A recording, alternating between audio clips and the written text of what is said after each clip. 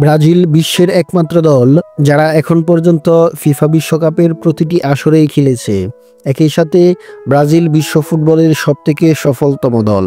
22টি প্রতিযোগিতায় অংশগ্রহণ করে সর্বোচ্চ 5বার শিরোপা ঘরে তুলেছে তারা। 2026 বিশ্বকাপের টিকিটও নিশ্চিত করেছে পেলের উত্তরসূরিরা। তবে বিশ্বকাপে অংশগ্রহণ নিয়ে আমাদের দেশে ব্রাজিল আর্জেন্টিনা ফ্যানরা যথেষ্ট উচ্ছ্বাস প্রকাশ করে থাকেন। ব্রাজিল সমর্থকদের দাবি, ফিফার 4টি বিশ্বকাপে টিম আর্জেন্টিনা কোয়ালিফাই করতে পারেনি। তাদের ধারণাটি সম্পূর্ণ ঠিক নয়।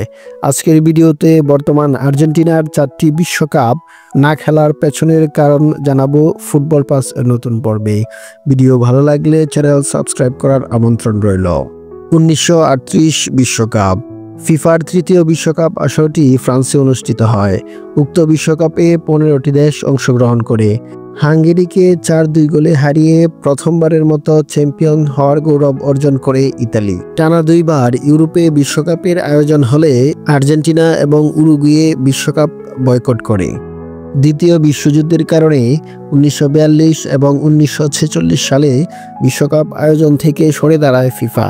তারপর 1950 সালে ব্রাজিল বিশ্বকাপে 13টি দেশ অংশগ্রহণ করে। স্বাগতিক ব্রাজিলকে 2-1 গোলে হারিয়ে দ্বিতীয়বারের মতো বিশ্বকাপ জিতে উরুগুয়ে। এবারও ব্রাজিল ফুটবল সংস্থার সাথে দ্বন্দ্বের জেরে নিজেদের সরিয়ে রাখে টিম আর্জেন্টিনা। 1954 সালে সুইজারল্যান্ড বিশ্বকাপ। ফিফার 5ম আসরে 16টি দেশ অংশগ্রহণ করে। উক্ত বিশ্বকাপে হাঙ্গেরি দ্বিতীয়বারের মতো রানার্স আপ হওয়ার তিক্ত স্বাদ গ্রহণ করে। 3-2 গোলে প্রথমবারের মতো শিরোপার স্বাদ পায় জার্মানি। আর্জেন্টিনা সরকারের একক সিদ্ধান্তের জের ধরেই খেলা হয়নি সুইজারল্যান্ড বিশ্বকাপ। মেক্সিকো বিশ্বকাপ 1970। এটি একমাত্র দুর্ভাগ্যের আসর আর্জেন্টিনার জন্য, একই সাথে লজ্জার আসর 3বারের বিশ্ব চ্যাম্পিয়ন টিম আর্জেন্টিনার জন্য। এই আসরেই মাঠের খেলায় তারা কোয়ালিফাই করতে পারেনি। পেরুর কাছে হেরে বিশ্বকাপ যাত্রা থেমে গিয়েছিল আলবিসেলেস্তেদের। ইতালিকে 4-1 গোলে হারিয়ে তৃতীয়বারের মতো চ্যাম্পিয়ন হয় সাম্বা নাচের দেশ ব্রাজিল। সুতরাং যারা আগে ভাবতেন যে আর্জেন্টিনা 4বার বিশ্বকাপ খেলার যোগ্যতায় অর্জন করতে পারেনি, তারা কিছুটা হলেও সত্যটা উপলব্ধি করতে পেরেছেন।